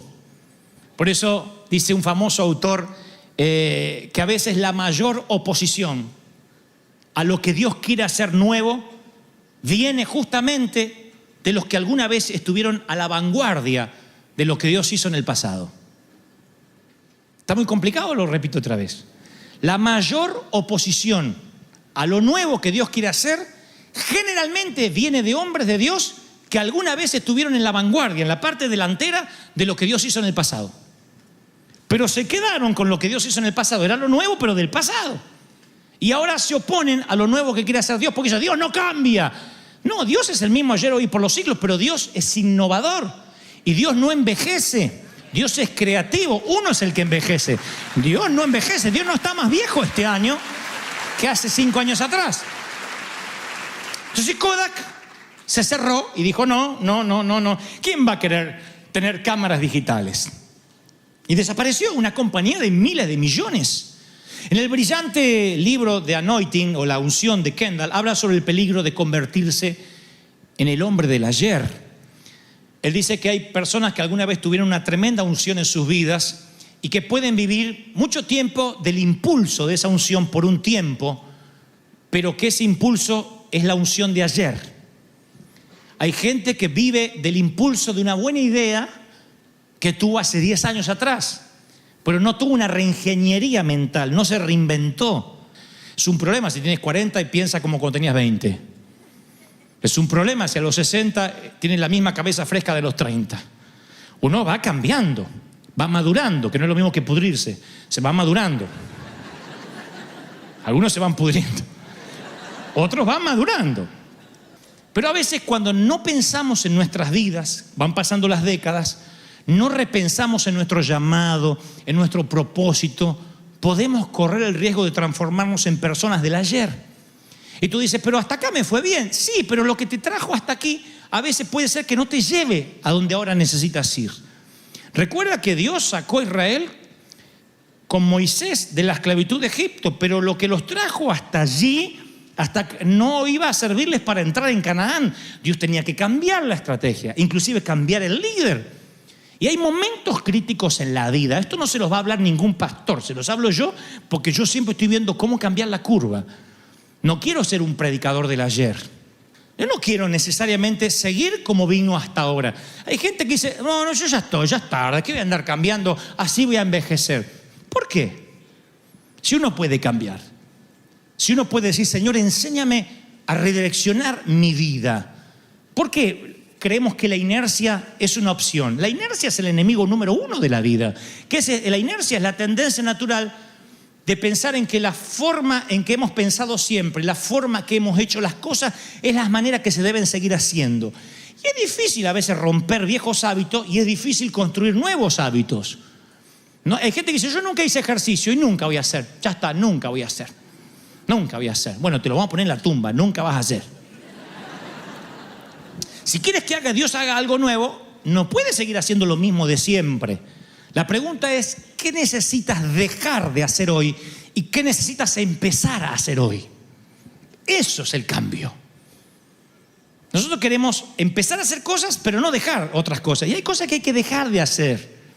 Entonces, eso es entender los tiempos que vivimos. Ya se trata de una lista de lo que hay que hacer o de la lista de lo que tienes que dejar de hacer.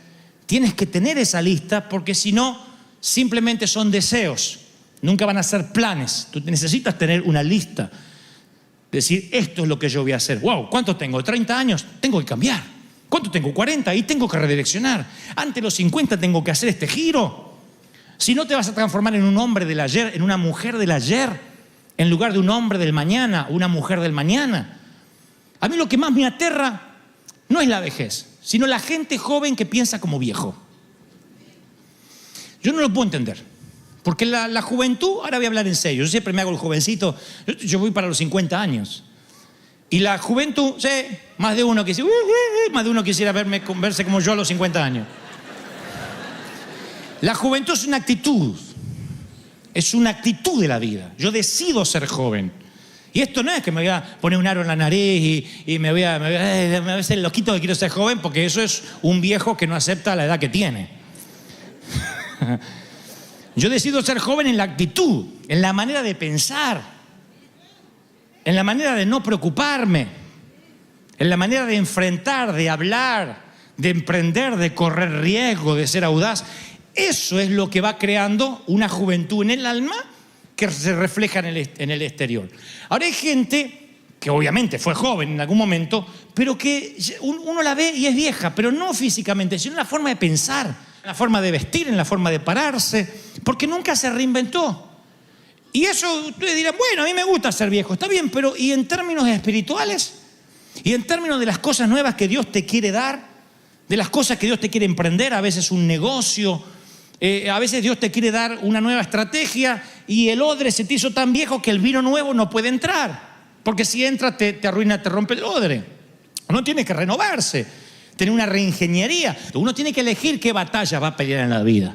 Uno tiene que decir, a ver, ¿qué voy a hacer en la vida? Escritor, pintor, ingeniero, director, no sé, lo que quiera que sea. Yo voy a hacer mi mayor esfuerzo para que esa batalla sea bien peleada, para que yo tenga una ética de trabajo que todos los días me acerque mínimamente 1 centímetro cerca de mi sueño. Cambiar un 1% en algo. ¿Por qué fracasa la gente cuando dice, voy a orar, voy a ser un hombre de oración? ¿Por qué lo prueba 2 días y el tercer día está frustrado? Porque de un día para otro dice, voy a orar 4 horas, vieja, no me llame, voy a estar 4 horas con el Señor. Se mete, a los 15 minutos le duele la rodilla, tiene ganas de orinar, le duele el estómago, salió y dice, no sirvo para esto. Porque se propuso hacer un cambio rotundo. Si dijera, todos los días voy a orar 5 minutos. Todos los días. Toda la semana, 5 minutos un día, 5 minutos otro día, 5 minutos.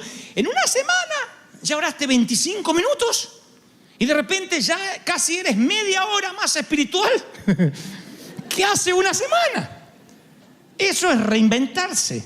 Eso es tener una ética de trabajo. Es una mentalidad que es ejemplificada, por ejemplo, por lo que dijo hace un tiempo atrás el actor Will Smith, el actor moreno de Men in Black, entre otras historias, o de Yo Robot. Él dijo, le preguntaron por qué es el actor más cotizado de Hollywood.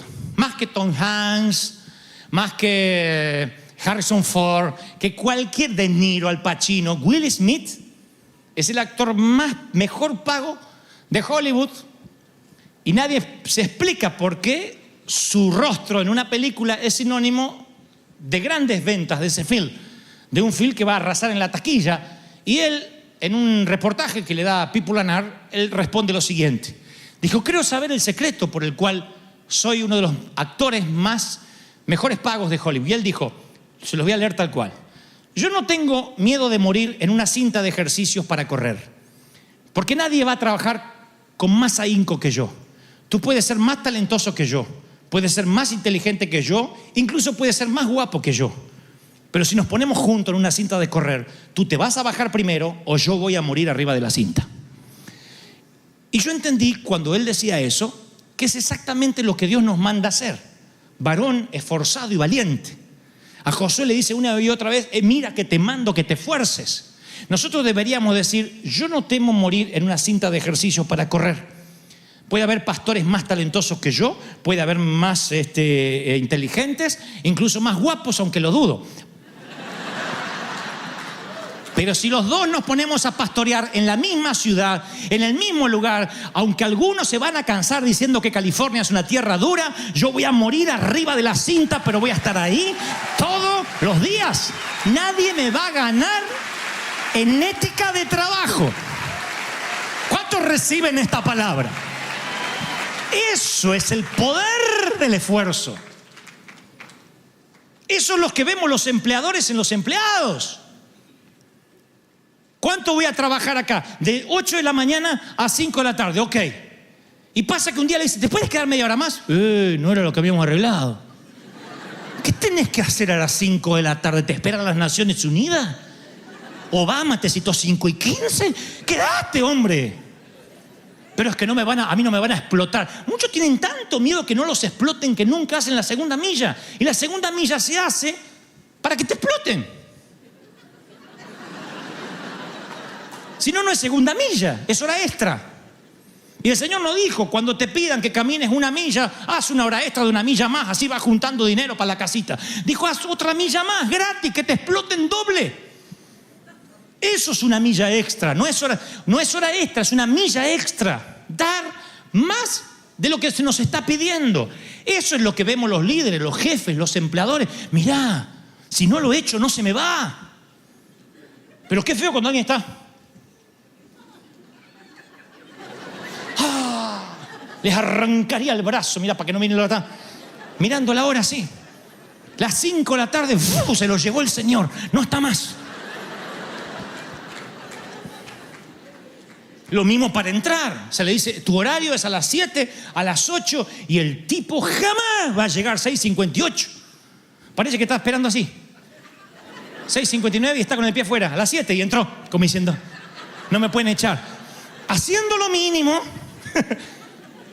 nunca vas a tener un galardón máximo. Pero eso es un principio bíblico. ¿Qué es el esfuerzo? Hacer algo más, quedarte en la cinta de correr diciendo, al lado corre uno más guapo que yo, allá corre uno más inteligente, allá hay otro más capaz, pero nadie me va a ganar en persistencia. Nadie va a ganarme, porque los juegos no se ganan el día del partido, los juegos se ganan en la sala de pesas, se ganan en la sala de entrenamiento. Los juegos no se ganan el día del partido, salgo a jugar y soy Messi, se ganan en el entrenamiento, siempre. O Chicharito, perdón. ¿Ve que tengo que ser neutro acá? Chicharito es un jugador mexicano que dicen que es como Messi. ¿Te das cuenta lo que me toca sufrir acá?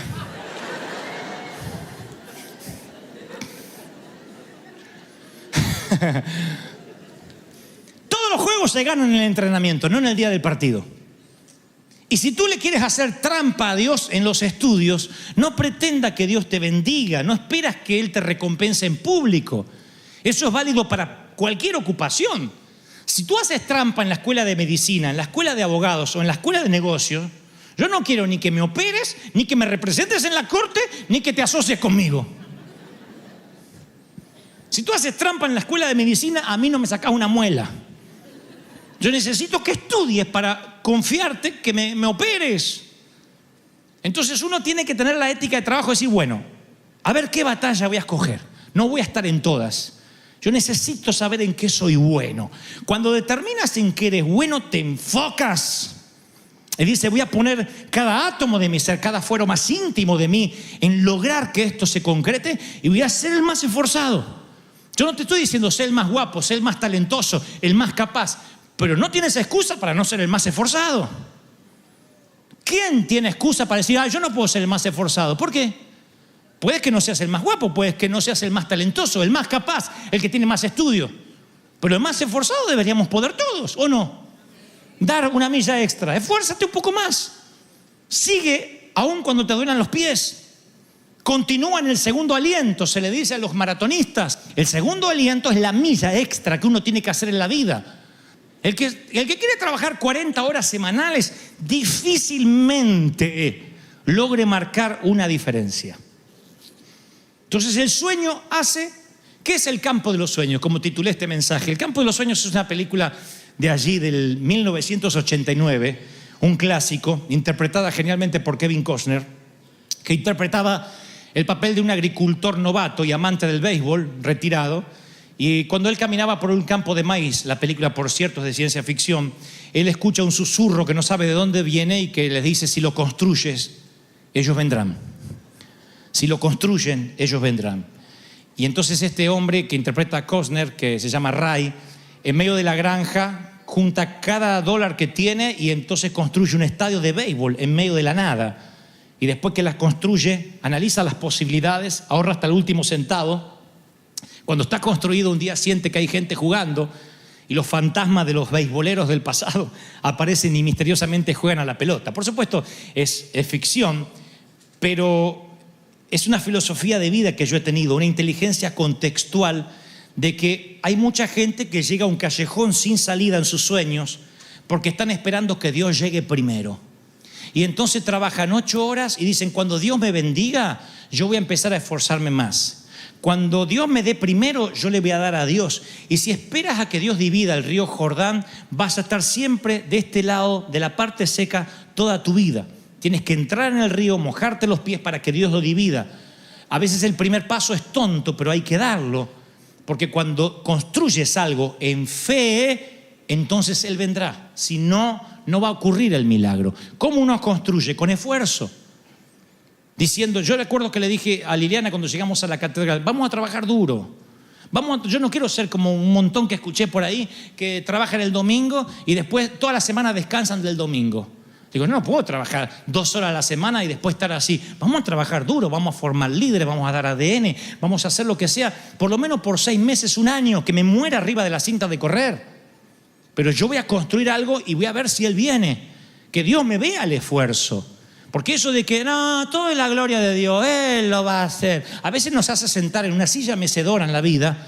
Van pasando las décadas y un día nos transformamos en Kodak. Gente que algún día sacó buenas fotos, pero que hoy no sirve. Algún día nos transformamos en gente del ayer. Gente que ayer fue de bendición y hoy es arcaica. No entiende los tiempos que estamos viviendo. Por eso yo digo siempre, gratitud es darle gracias a Dios por lo que Él hizo. Pero fe es darle gracias a Dios antes que lo haga. Y la fe es, voy a construir mi vida, reinventar mi vida, para que Él haga un milagro. ¿Están recibiendo esta palabra, sí o no? Voy a construir mi vida para que Él haga un milagro. Solteras, solteros, tengo una palabra para ustedes. Azurdia, déjame que les dé una palabra. ¿Has construido tu vida para darle albergue a la otra persona? ¿O vives solo? Ay, no me toque mis calcetines, mis perfumitos. Ay, qué lindo, vivo soltero. Así vas a morir soltero. ¿Has construido algo de modo que cuando tengas construido la casa, la cabaña, todo listo, te digas, Señor, ya estoy listo? Ahora sí, estoy listo para que cualquier mujer pueda tener una vida de princesa conmigo. ¿Ya estás trabajando para tu futuro? ¿O estás esperando tener un futuro para empezar a trabajar? Ustedes se ríen, pero es serio, ¿eh? Algunos esperan enamorarse para después salir a buscar trabajo. ¿De qué trabaja? Ahora de nada, pero te prometo que ahora... Señor. Algunos están esperando que primero se abra el Jordán para ellos cruzar. Y Dios dice, no, las señales siguen a los que creen. El que cree no sigue las señales. De allí las tonterías. Le pedí 3 señales a Dios. Rubia, con dinero, para que me sostenga mientras lloro. Un perro te va a dar Dios, rubio.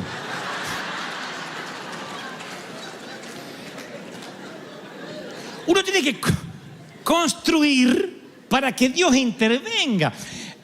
Pero si nosotros no ponemos a Isaac en el altar, no va a aparecer nunca el corderito trabado en el zarzal. El corderito aparece, el Dios proveerá, aparece cuando construye, cuando obedece, ¿sí o no? Nosotros queremos que Dios nos trabe el corderito antes de hacer el altar. Y Dios, el corderito lo manda una vez que construyes el altar. Si no construyes, si, por ejemplo, alguno dice, yo quiero tener una compañía. Bueno, ¿qué estás haciendo para tener una compañía? ¿Qué estás haciendo? Una planificación. ¿Qué compraste? ¿Cómo es tu oficina? ¿Cómo van a ser los empleados? ¿Cuál es tu ética de trabajo? ¿Cuál es el manual de constitución, de filosofía de trabajo? ¿Cuál es tu estudio de factibilidad? ¿Qué vas a vender? ¿Qué vas a comprar? ¿Dónde? ¿Cuándo vas a importar? ¿Qué vas a exportar? Necesitas hacerlo en un plan, si no es un deseo. Yo quiero ser millonario. Hay cuantos que me dicen eso. Ay, yo quiero ser, Dios me dijo voy a ser presidente en mi país.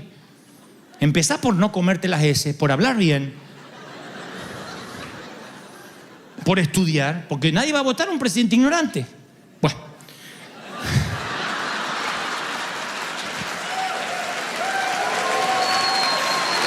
A estudiar, a capacitarse. Si lo construye, ellos vendrán. Dice la película El campo de los sueños. Y la Biblia está llena de historias del campo de los sueños. Porque si Noé construía el arca, Dios iba a enviar los animales de 2 en 2. Si Eliseo había zanjas en el desierto, Dios las iba a llenar. Si la viuda pedía prestadas vasijas vacías, Dios las llenaría con aceite. Está llena la Biblia del campo de los sueños. De personas que tuvieron que avanzar en fe. Porque si quieres caminar sobre el agua, tienes que salir del bote. Tienes que bajar. Y es así como Dios convierte el mar de Galilea en un campo de sueños. Si no solo es el mar de Galilea. Tienes que entregarle tus pececitos, tus panes al Señor para que se convierta una multitud de hambrientos en un campo de sueños, de multiplicación. Si quieres experimentar la mano milagrosa de Dios, tienes que intentar algo que esté más allá de tus recursos Puede que no sea mucho, pero los campos de sueños vienen cuando empiezas a construir, cuando trabajas duro, cuando dices me subo a la cinta de correr y que los demás se bajen primero, yo voy a morir acá. Eso es construir, eso es el esfuerzo. Esto lo hemos hablado decenas de veces, pero yo quiero que lo apliquemos en la vida, que lo apliquemos en la familia, que lo apliquemos en los negocios, en el ministerio. Decir, yo quiero hacer una segunda milla extra, construir algo, y si lo construyes, Él vendrá. Si construyes un arca, el diluvio va a venir. Si abres zanjas, la lluvia las va a llenar. Si buscas vasijas vacías, el aceite va a venir. Pero tienes que hacer algo. Si no te mueves, si no te reinventas, si no tienes una reingeniería, ahora que vas a cambiar de década en cualquier momento, no lo vas a hacer más en otros 10 años. Y el Señor está hablando directamente contigo. Si Dios habla de Pedro, es porque hay un Pedro aquí. Si Dios está hablando contigo, es porque te está diciendo, es la última vez que te digo, cambia, reinvéntate. Repiensa tu vida. Dile, Señor, si hasta ahora he vivido así, no, me renuncio a vivir mal, renuncio a vivir en mediocridad, en una zona gris. Quiero transformar mi vida, quiero crecer. ¿Están recibiendo esta palabra, sí o no?